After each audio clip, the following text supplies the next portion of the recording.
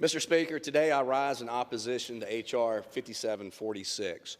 Late last night, the Democrats hijacked a bipartisan piece of legislation that I helped draft to allow NASA to lease property and help fund their own budget shortfalls.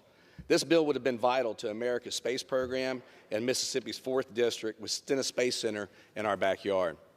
To no one's surprise, Democrat socialists, hell-bent on minimizing the power of American voters, have jammed through their radical agenda to include this so-called voting rights legislation. This legislation only does one thing. It ensures that Democrats remain in power by tipping the scales by limiting your First Amendment and slashing states' rights.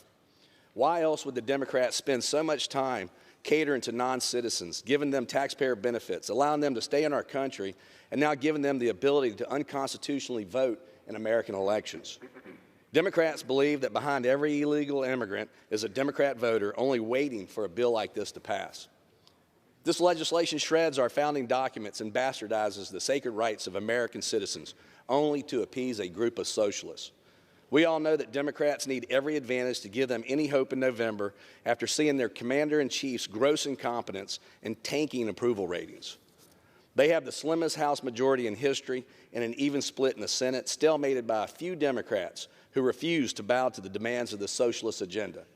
Democrats know the American people reject their ridiculous policies, and we cannot allow them to cheat their way back into power with this bill. I strongly urge my colleagues to vote no on this hijacked bill, and I yield back.